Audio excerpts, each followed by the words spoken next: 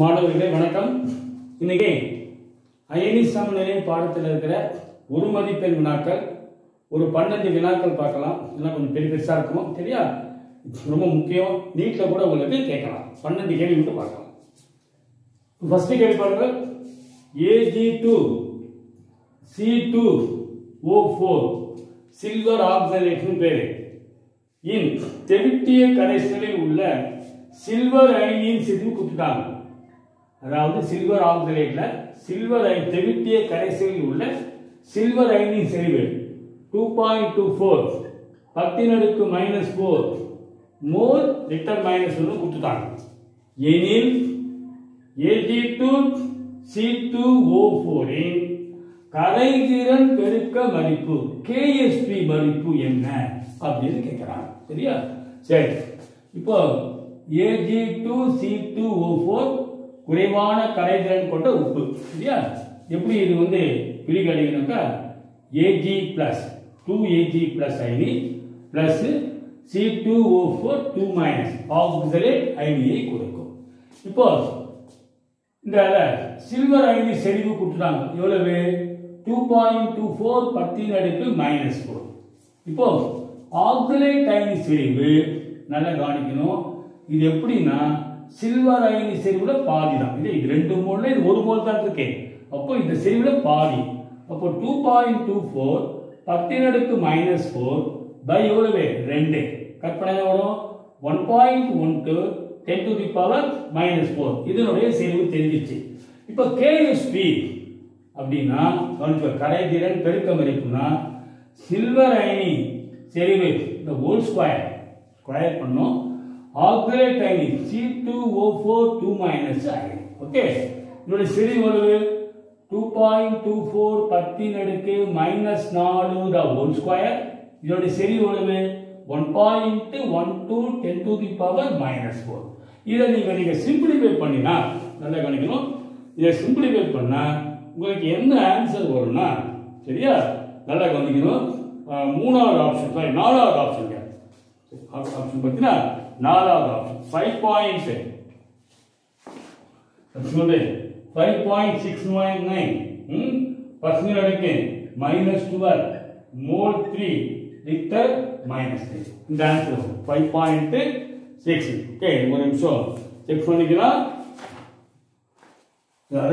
கரெக்டா mole option எவ்வளவு? D தான், டி ஆப்ஷன். ஓகே, நெக்ஸ்ட் கவனிங்க, செக் பண்ணிக்கிறேன். ஓகே, கரெக்ட் தான், டி தான். ரைட். நெக்ஸ்ட் என்ன கேள்வி பாருங்க. செகண்ட் क्वेश्चन நல்ல கவனிங்க.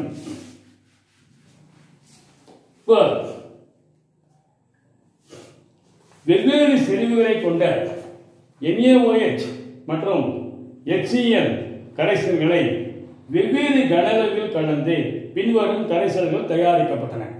செறிவு வெவ்வேறு, கனளவு வெவ்வேறு, HCl NaOH கலந்து கரைசல் தயாரிக்கப்பட்டது. 4 கொடுத்துருக்காங்க, சரியா? எல்லாத்துக்கும் போட்டால் ரொம்ப நேரம் ஆகும். அதுக்கு ஆன்சர் மட்டும் ஒர்க் அவுட் பண்ண அந்த மாடல் தான். இதில் அவற்றில் எந்த கரைசலின் pH மதிப்பு 1 இருக்கும்? எதுக்கு pH 1 இருக்கும் தான். இப்போ நான் மூணாவது கரைசல் போட்டு காட்டுறேன். இது நம்ம ஏற்கனவே இந்த 3 மார்க் ப்ராப்ளத்தை கூட நம்ம போட்டுக்கலாம். அது கேட்கலாம். 3 மார்க்கில் வரலாம், சரியா? 5 மார்க்கில் கூட ப்ராப்ளம் கேட்கலாம். சரி, காலி மூணாவது ஆப்ஷன் மட்டும் பாருங்க. 75 ml m/5 HCl plus 25 ml m/5 NaOH. முதல்ல என்ன பண்ணணும்னா காலி இந்த 75 ml m/5 HCl உள்ள மோல்களின் எண்ணிக்கை கண்டுபிடிக்கணும். 75 ml m/5 HCl இல் உள்ள காலி மோல்களின் எண்ணிக்கை புரியுதா? இதுல எவ்வளவு மோல் இருக்குன்னு பார்க்கலாம். மோல்கள் எண்ணிக்கைக்கு என்ன ஃபார்முலானா மொலாரிட்டி இன்டு கரைசலின் கனளவு லிட்டர். இப்போ மொலாரிட்டி பார்த்தீங்கன்னா 1/5, இல்லையா? கரைசலின் கனளவு பார்த்தீங்கன்னா எவ்வளவு? 1/5 தானே. 1/5 நம்ம எப்படி எழுதலாமா? 0.2 எழுதலாம். கரைசலின் கன அளவு லிட்டர்ல அப்போ 75/1000 என்ன ஒரு பாருங்க இவ்வளவு 15 தானே 150 வருமா அப்போ 150 வரும் ஒரு ஸ்தானம் தள்ளி புள்ளி வச்சிடலாம் 15 into 10 அடுக்கு -3 கிடைச்சிடும் இதே மாதிரி 25 ml m/5 சோடியம் ஹைட்ராக்சைடில் உள்ள மோல்களின் எண்ணிக்கை இது எப்படி படுது சொல்லுங்க 1/5 னா பாயிண்ட் இதுவும் 0.2 தான் ஓகே 0.2 into கரெக்ட்டா 25/1000 என்ன ஒரு பாருங்க பெருக்கினாக்கா 50 அப்ப 5 வருமா பெருக்கிட்டாக்கா 5 வரும் into 10 அடுக்கு -3 அப்போ இவ்வளவு மோல் சோடியம் ஹைட்ராக்சைடு இருக்கு இவ்வளவு மோல் HCl இருக்கு HCl தான் அதிகமா இருக்குது சரியா அப்ப இந்த சோடியம் ஹைட்ராக்சைடு இவ்வளவு மோல் சோடியம் ஹைட்ராக்சைடு அமிலத்தோட நடுநிலையாகும் சரியா அப்போ இந்த 5 into 10 -3 மோல் சோடியம் ஹைட்ராக்சைடு இதே 5 into 10 அடுக்கு -3 மோல் அமிலத்தோட நடுநிலையாகும் ரியாக்ட் ஆகும் சரியா ரியாக்ட் ஆகிட்டு உப்பு காரம் உண்டாகும் சரி மீதி எவ்வளவு இருக்கும் இது அதிகமா இருக்கு இல்லையா அப்போ மீதி உள்ள HCl மோல் எண்ணிக்கை மோல்களின் எண்ணிக்கை மிச்சம் எவ்வளவு பார்க்கலாம் எவ்வளவு மீதி 15 into 10 அடுக்கு -3 இவ்வளவு பெரிய கணக்கு இருக்கு மைனஸ் 5 into 10 அடுக்கு -3 இப்போ 15 5 போன எவ்வளவு 10 10 into புரியுதா உங்களுக்கு இப்படி எடுக்கலாமா இது ரெண்டுத்துலயும் 10 அடுக்கு -3 நீங்க காமன் எடுத்தீங்கன்னா 15 -5 okay that's equal to 10 into 10 அடுக்கு -3 10 into 10 -3 ஆர் 10 அடுக்கு -2 வரும் இதுதான் HCl உடைய மோல் எண்ணிக்கை சரியா இப்போ இதை வச்சுட்டு நம்ம HCl உடைய செறிவு கண்டுபிடிக்கணும் HCl உடைய செறிவுக்கு என்ன ஃபார்முலானா இந்த மோல்களின் எண்ணிக்கையை டிவைடட் பை கரைசலின் கனஅளவு லிட்டர் இப்போ 75 25 மொத்த கனஅளவு வேறாயிடும் இது 75 ml இது ஒரு 25 ml அப்ப மொத்த கனஅளவு 75 plus 25 எவ்வளவு 100 இல்லையா அப்ப மொத்த கனஅளவு 100 லிட்டர்ல மாத்தினா பை 1000 சரியா அப்ப செறிவுனா மோல்களின் எண்ணிக்கை பை கரைசலின் கனஅளவு லிட்டர் ml லிட்டர்ல மாத்திடும் இது கட் பண்ணிடலாமா அப்போ என்ன வரும் 10 இருக்கா மேலே போச்சுனாக்கா 10 to the power -2 into 10 னா 10 to the power of -1 இதுதான் HCl இந்த HCl செறிவு தான் இதனுடைய செறிவு H+ செறிவும் வலிமைமிக்க அமிலமா இருக்கிறதுனால அதே செறிவு தான் 10 to the power -1 ஓகே இப்போ இத வச்சு நம்ம pH கண்டுபிடிக்கலாமா pH க்கு போடுறேன் பாருங்க pH க்கு என்ன ஃபார்முலா -log base 10 H+. அப்போ -log base 10 H+ என்ன value 10 to the power of -1 that's equal to 1 அப்ப இவ்வளவு கணக்கு அப்ப ஒண்ணொண்ணுக்கு போடலாம் தேவையில்லை இதே இங்க ஆன்சர் கூட பாத்தீங்க தேர்ட் தான் சோ pH வந்து 1 எதுனா 75 ml m/5 HCl 25 ml m/5 NaOH mix பண்ணாங்க கிடைக்கும் ஓகே மூணாவது கணக்கு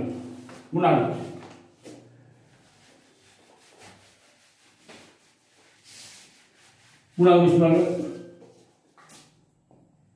298 கெல்வினில்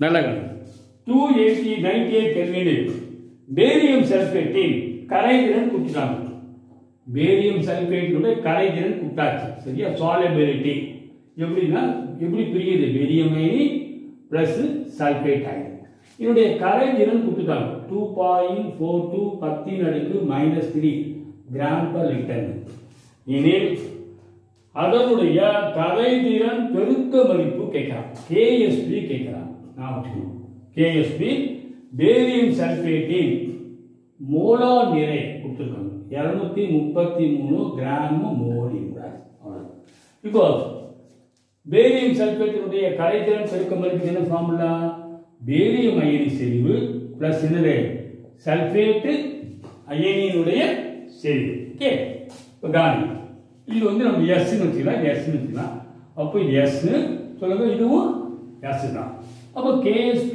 ஈக்குவல் டு என்ன வரும் கரெக்டா இது வந்து கரைதிறன் S வச்சுங்க அப்போ இதுவும் S தான் சரியா அப்போ இதனுடைய செறிவு S அப்போ என்ன வரும் S ஸ்கொயர் அப்போ KSP ஈக்குவல் டு எஸ் எவ்வளவு கொடுத்துருக்காங்க, கிராம் கொடுத்துருக்காங்க.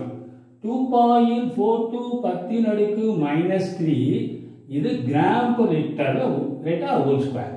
இப்போ நீங்க இத மோல்ஸ்க்கு மாத்தணும். மோல்ஸ் per லிட்டர் கிராம் கொடுத்தத மோல்ஸ் per லிட்டர்ல மாத்தணும். அப்போ 2.42 10 அடுக்கு -3 கிராம் per லிட்டர் எவ்வளவு மூலக்கூறு எடை 233 கிராம் மோல் இன்வெர்ஸ். அப்போ கிராம் கிராம் கட் ஆகுமா, மேல மோல் வந்துடும். நீங்க இதை சிம்பிளிஃபை பண்ணி வச்சுக்கோங்க, தெரிஞ்சுங்க. என்னோட வேல்யூ பாருங்க. அப்போ கேஎஸ்பியோட மதிப்பு என்ன வருதுன்னா, இதை நீங்க டிவைட் பண்ணா லாக் எடுத்தா போடணும். 0.0108 10 அடுக்கு -3 வரும். இதை டிவைட் பண்ண எவ்வளவு வரும், இதனுடைய எவ்வளவு கரெக்டா ஸ்கொயர் தானே, ஸ்கொயர் பண்ணு.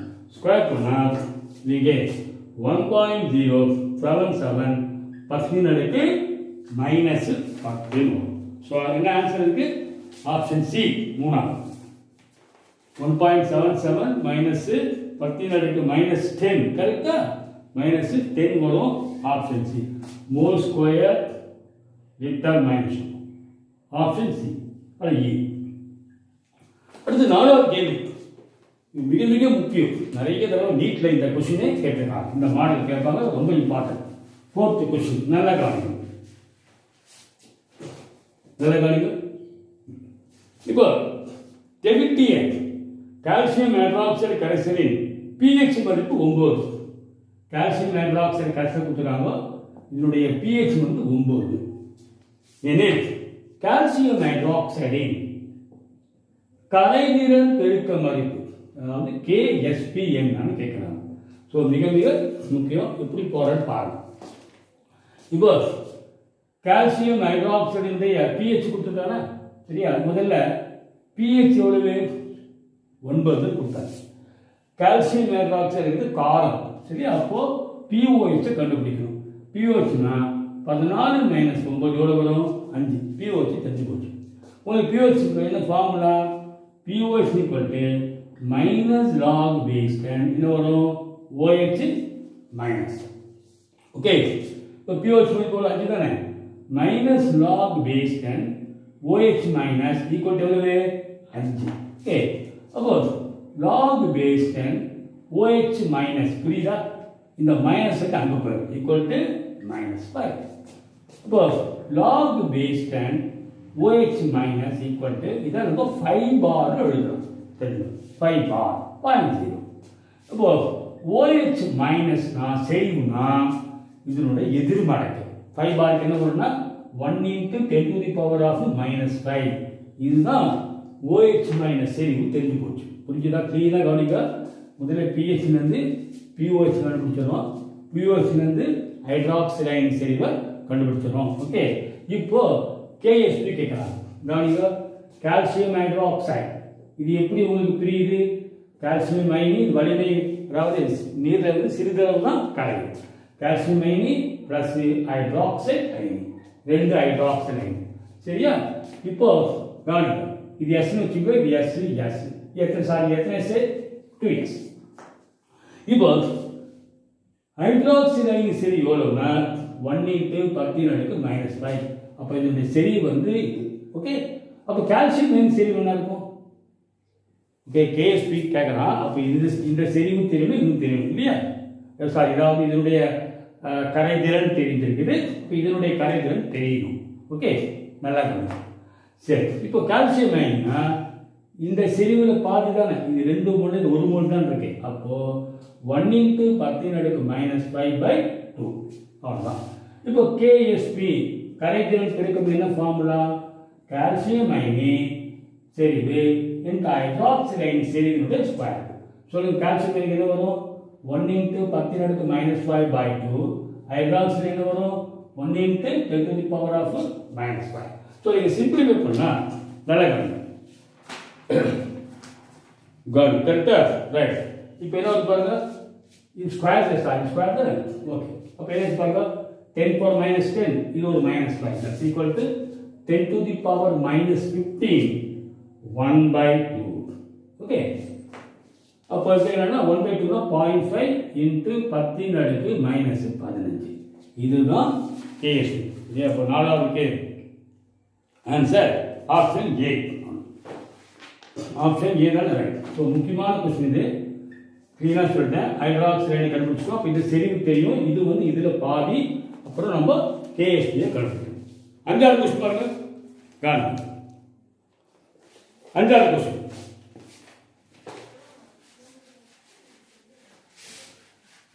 காரணம் H2O மற்றும் HF ஆகிய பிரான்ஸ்டன்ட் அமிலங்களின் இணை காரம் கேட்கிறான். இணை காரம்னா H பிளஸ் புரோட்டான் நீக்கினா கிடைக்கும். இப்போ H2 வருது. H2 வருது ஒரு புரோட்டான் H பிளஸ் நீக்கினா என்ன கிடைக்கும்? OH minus. அதே மாதிரி HF இருக்கு. ஒரு H பிளஸ் நீக்கினா என்ன கிடைக்கும்? F மைனஸ் ஆகும். அப்போ ஆன்சர் என்ன பாருங்க. அஞ்சு கேன்சர் இது ஒரே ஆன்சர் குறிக்கிற அஞ்சு கேன்சர் வந்து ஒரே நிமிஷம் C OH minus F minus கிடைக்கும். நெக்ஸ்ட் ஆறாவது பாருங்க. எது தாங்கல் கரைசலை உருவாக்கும்? நல்லா கவனிக்கணும். இது கொஞ்சம் திங்க் பண்ணி சொல்லணும். எந்த கரைசல் தாங்கல் கரைசலை உருவாக்கும் கேட்கிறாங்க. நல்லா கவனிக்கணும். ஏ பாருங்க. ஆறாவது கொஸ்டின்.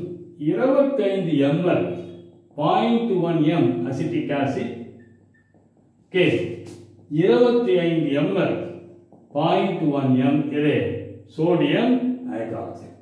சரியா? 25 50 ml 50 ml சோடியம் ஹைட்ராக்சைடு. இப்போ என்ன ஆகுதுன்னா சோடியம் ஹைட்ராக்சைடு எப்படி இருக்கு? அதிகமாக இருக்கு. அதே கனகம் இருக்கு இல்லையா? அப்போ 25 ml 0.1 m அசிட்டிக் அமிலம் 25 ml 0.1 m சோடியம் ஹைட்ராக்சைடு நடுநிலை ஆகிறோம். அப்போ மிச்சம் என்ன உண்டாகுதுன்னா ஈக்குவேஷன் இருக்குன்னா அதாவது acetic acid plus sodium hydroxide இது எவ்வளோ 25 ml இது 50 ml. நாம் என்ன உப்பு உண்டாகும்? Sodium acetate. சோடியம் ரெண்டு சேர்ந்து சோடியம் அசிட்டேட் உண்டாகும். அதே மாதிரி உப்பு உண்டாகும், நீர் உண்டாகும். அப்போ மிச்சம் என்ன இருக்கும்? சோடியம் ஹைட்ராக்சைடு 25 தான் ரியாக்ட் ஆகுது. மீது 25 ml அப்படியே இருக்கும். ஸோ NaOH 25 ml வலிமை மிக்க காரம். அப்போ தாங்கல் கரைசல்னாலே என்னது? வலிமை குறைந்த அதாவது வலிமை குறைந்த அமிலம் மற்றும் அதனுடைய உப்பு அல்லது வலிமை குறைந்த காரம் அதனுடைய உப்பு. அப்போ இது கிடையாது, தாங்கல் கரைசல் கிடையாது. ஏன்னா இது வலிமை மிக்க காரம். ரெண்டாவது பாருங்க பி அசிட்டிக் அமிலம். கொஸ்டின் பார்த்துங்க. இது 100 ml. செகண்ட் பார்த்து தெரியும். அசிட்டிக் அமிலம் 0.1 செறிவு 100 ml 0.1 செறிவு. ஓகே. ரெண்டாவது அமோனியம் ஹைட்ராக்சைடு. இதுவும் எவ்வளவு? 100 ml அதே செறிவு. அப்போ என்ன முழுமையாக நடுநிலையாகும் ரெண்டுமே. அப்போ நமக்கு என்ன கிடைக்கும்? இது வந்து பார்த்தீங்கன்னா வலிமை குறைந்த அமிலம் வலிமை குறைந்த காரம். சரியா? சரி. இப்போ ஆக்சுவலா என்ன உண்டாகும்? நமக்கு அமோனியம் அசிட்டேட்டு நீர். இதில் பார்த்தீங்கன்னா நமக்கு காரம் வலிமை குறைந்த காரம் கூட கிடையாது, வலிமை குறைந்த அமிலமும் இல்லை. ஸோ அப்போ இது தாங்கல் கரைசல் கிடையாது. தாங்கல் கரைசல்னா வலிமை குறைந்த அமிலம் அல்லது காரம் அதோட உப்பு இருக்கணும். மூணாவது பாருங்க சி HCl. கவனி 100 ml. அமோனியம் ஹைட்ராக்சைடு அது 200 ml. ரெண்டுமே ஒரே செறிவு 0.1 செறிவு. சரியா? 0.1 மொலாரிட்டி. இப்போ என்ன ஆகிடும்? நடுவில் ரெண்டு ரியாக்ட் ஆகுமா? 100 ml HCl வந்து அமோனியம் ஹைட்ராக்சைடு நடுவில் ஆகிட்டு நமக்கு அமோனியம் குளோரைடு உண்டாகும், நீர் உண்டாகும். மீது எவ்வளவு அமோனியம் ஹைட்ராக்சைடு அப்படியே இருக்கும்? 100 ml இருக்கும் இல்லையா? அப்போ அமோனியம் ஹைட்ராக்சைடு இருக்கும். வலிமை குறைந்த காரம் இருக்குது, உப்பு. அந்த வலிமை குறைந்த காரம் மற்றும் வலிமை மிக்க அமிலத்தினுடைய உப்பு, அதாவது அமோனியம் குளோரைடும் அமோனியம் ஹைட்ராக்சைடு இருந்தால் தாங்கல் கரைசல், தாங்கல் கரைசல் அப்படின்னு தான் உண்டாகும். நாலாவது பார்த்தீங்கன்னா HCl 100 ml, sodium hydroxide 100 ml, ரெண்டு ஒரே செறிவு. பின்னாடும் முழுவதுமாக நடுமையாக்கப்பட்டு நமக்கு சோடியம் குளோரைடு நீரையும் கொடுக்கும். இதுலேயும் வந்து வலிமை குறைந்த அமிலம் வலிமை குறைந்த காரம் கிடையாது. ஓகே, நான் அடுத்தது ஆன்சர் வந்து சி தான். 7வது வந்து 7th கொஸ்டின். 7வது பின்வரும் ஃப்ளூரோ சேர்மங்களில் லூயி காரமாக செயல்படக்கூடியது. நீட்ல கேட்டிருக்காங்க. லூயி காரம். BF3 வந்து லூயி அமிலம். சரியா? எலக்ட்ரான் குறை சேர்மம் லூயி அமிலம்.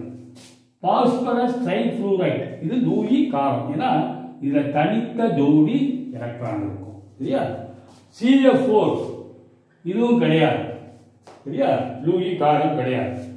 SiF4 லூயி காரம் கிடையாது. இதுதான் தனித்த ஜோடி எலக்ட்ரான் இருக்கும். இதுதான் லூயி காரம். ரைட். அடுத்தது 7வது ஆன்சர் பி. இதெல்லாம் நியூட்ரல். அதாவது இந்த ரெண்டுமே பார்த்தீங்கன்னா லூயி அமிலமும் கிடையாது, லூயி காரமும் கிடையாது. 8வது பாருங்க. 8வது கொஸ்டின். 7 கேன்சல் பி, 7 கேன்சல் ஆ. சரியா? 8வது பாருங்க. பின்வருவற்றில் லூயி காரமாக செயல்படாதது கேட்கலாம். இப்பதான் சொன்னேன். போரான் ட்ரைஃப்ளூரைடு எலக்ட்ரான் குறை சேர்மம் இது லூயி அமிலம். லூயி அமிலம் தான். இதுதான் லூயி காரமாக செயல்படாது. அப்புறம் பாஸ்பரஸ் ட்ரைஃப்ளூரைடு லூயி காரம். இது எலக்ட்ரான் அதிகமாக இருக்கும், தனித்த ஜோடி எலக்ட்ரான். CO இதுலேயும் தனித்த ஜோடி எலக்ட்ரான் இருக்கும். சரியா? லூயி காரம் நான் வச்சுக்கணும். சரியா? அடுத்தது காடி பார்த்தீங்கன்னா தெரியும். F- பார்த்தீங்கன்னா லூயி காரம். எதிரைனிலாம் பார்த்தீங்கன்னா என்ன சொல்லலாம் நமக்கு? லூயி காரம்.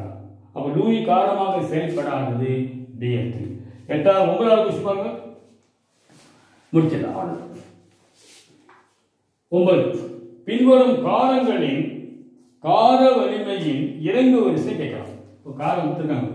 OH minus, NH2 minus, HC அதாவது அசிட்லைடு அயனி, ஈத்தேன் கார வரிசையினுடைய வரிசை கேட்கலாம். கார வலிமையினுடைய வரிசை. இப்போ கவனி. நீர் இருக்கு இல்லையா? கொஞ்சம் எக்ஸ்பிளைன் பண்ண நீரினுடைய KE பிரிகை மாறிலி பார்த்தீங்கன்னா 10⁻⁻14. அதே மாதிரி அசிட்லீனுடைய பிரிகை மாறிலி பார்த்தீங்கன்னா 10⁻⁻25. அமோனியாக்கு பார்த்தீங்கன்னா 10⁻⁻37. ஈத்தேனுக்கு 10⁻⁻50. இதை பார்த்தீங்கன்னா Ka மதிப்பு நீருக்கு தான் அதிகம். சரியா? அப்போ நீர் தான் வலிமை மிக்க அமிலம். அப்புறமா அசிட்லீன், அப்புறம் அமோனியா, அப்புறம் ஈத்தேன். இது வந்து அமிலம். காரம்னா இதனுடைய இணை காரங்கள்னா அப்படியே ஆப்போசிட்டா இருக்கும். இப்போ இதோட இணை காரம் பார்த்தீங்கன்னா வலிமை குறைஞ்சதா இருக்கும். சரியா? இப்போ எது வலிமை குறைந்த அமிலம்? ஈத்தேன். அப்போ இதனுடைய இணை காரம் வலிமை மிக்கதா இருக்கும். சரியா? அப்போ இதனுடைய இணை காரம் என்னது? CH3 CH2 மைனஸ் இது வலிமை மிக்கது. அடுத்தது NH2 மைனஸ் வலிமை மிக்கது. அடுத்தது பார்த்தீங்கன்னா இதுதான் சொல்லுங்க CHR triple bond C minus. அதுக்கு அடுத்தது OH மைனஸ். அப்போ நல்லா கவனிக்கணும். காரங்களுடைய என்ன வரிசை கேட்கலாம்? இறங்கு வரிசை தானே கேட்கலாம். அப்போ இந்த CH3 CH2 மைனஸ் தான் காரத்தில் அதிகமான காரத்தன்மை. அப்புறம் NH2 மைனஸ், அப்புறம் அசிட்லைடு அயனி OH மைனஸ். இதுக்கு ஆன்சர் வந்து ஆப்ஷன் சி 3வது. 9வது 3வது. 10வது சோடியம் ஃபார்மேட். நல்லா கவனிக்கணும். Sodium format HCOONA. இந்த நீர் கரைசல் எப்படி இருக்கு கேட்கலாம். இந்த நீரால் பகுப்படைஞ்சதுன்னா தெரிஞ்சுங்க. HCOI ஃபார்மிக் அமிலம் வலிமை குறைந்த அமிலத்தையும் வலிமை மிக்க காரத்தையும் தரும். அப்போ இது எப்படி இருக்கும்? காரத்தன்மையாக. அனிலீனியம் குளோரைடு NH3 அதாவது C6H5NH3Cl அனிலீனியம் குளோரைடு. இதை நீரார் பகுதினா தெரிஞ்சுக்கோ. அனிலின் CH5NH2 வலிமை குறைந்த காரமும் வலிமை மிக்க அமிலம். அப்போ அமிலத்தன்மையா இருக்கும். அடுத்தது பொட்டாசியம் சயனைட். இதை நீரார் பகுதினா பொட்டாசியம் ஹைட்ராக்சைடு காரத்தன்மை. HCN வலிமை குறைந்தது அமிலம். வலிமை குறைந்த அமிலம். வலிமை குறைந்த அமிலம். இது வலிமை மிக்க காரம். அப்போ காரத்தன்மை. அப்போ என்ன சொல்லுங்க? இது காரத்தன்மையா இருக்கும். இது அமிலத்தன்மை. அடுத்தது காரத்தன்மை. சரியா? ஆன்சர் பார்த்துக்கலாமா? காரம் காரம் அமிலம் காரம். பத்தாவது பத்தாவது பாருங்க. ரைட். பத்தாவது பி பாருங்க. காரம் அமிலம் காரம். இது எப்படி தன்மை? காரத்தன்மை. இது அமிலத்தன்மை. இது காரத்தன்மை. 11ஆம் கேள்வி.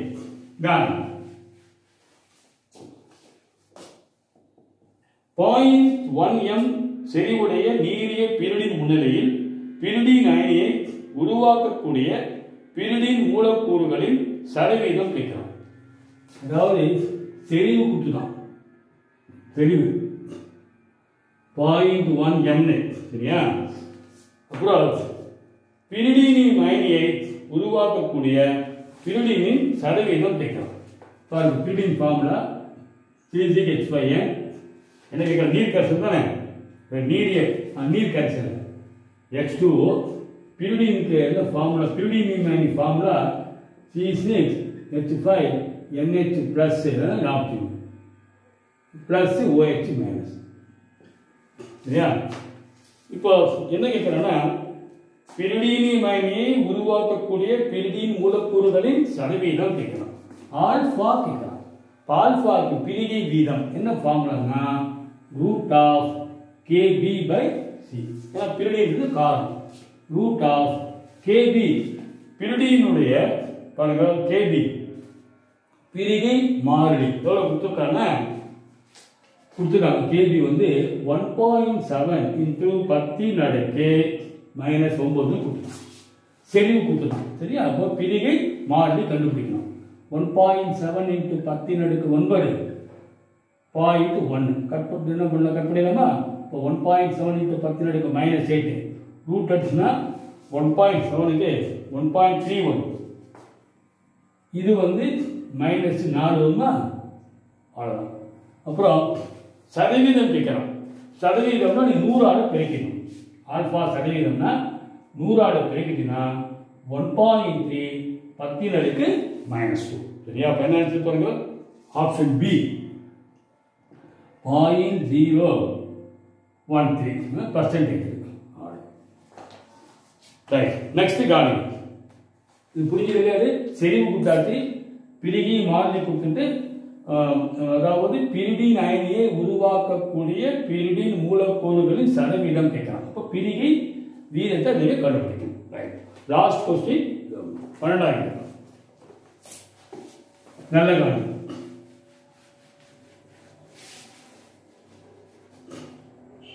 இது மிக முக்கியமான கொஸ்டின். இப்போ 3 கரைசல் கொடுத்துருக்கு.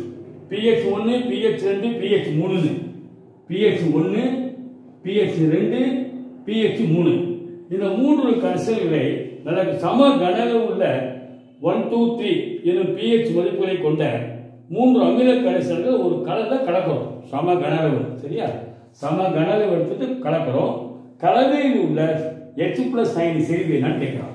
நல்லா கவனிக்கணும். இப்போ pH formula -log base H+. சரியா? அப்போ pH 1னா நல்லா கவனிங்க. -log base H+ 1னா தெரிஞ்சுங்க. சரியா? அப்போ log base H+ என்ன வரும்? -1. that is equal to bar 1 எழுதலாம். அப்போ H+னா 10⁻⁻1. அப்போ அதே மாதிரி இதுக்கு என்ன வரும்? இதுக்கு வந்து H+ தெரிஞ்சுங்க. 10⁻⁻1. இதுக்கு என்ன H+? 10⁻⁻2. இதுக்கு என்ன H+? 10⁻⁻3. இந்த மூணுத்தையும் சம கனவு எடுத்துட்டு கலக்கிறோம். ஃபைனலா கிடைக்கும்னா H+ எதுன்னு கேட்கறான். சரியா? இப்போ XML எடுத்துக்கலாமா? கவனிங்க. இப்போ XML 10⁻⁻1 HCl plus XML 10 to the power minus 2 HCl plus XmL 10 to the power minus 3 mHcl molarity sir. இதெல்லாம் மிக்ஸ் பண்ணுறோம். அப்போ என்ன கிடைக்கும்னா 3xml H plus செறிவு புது செறிவு கிடைக்கும் இல்லையா? மூணுத்தையும் மிக்ஸ் பண்ணுறீங்க. அப்போ கிடைக்கிற H plus செறிவு கேட்கலாம். கரெக்டா? ரைட். அப்போ பாருங்க இது வந்து XmL of 10 power minus 1 HCl அப்புறம் XmL of 10 power minus 2 m XmL of 10 power of minus 3 HCl that's equal to 3x ml of H plus புது செறிவு HCl.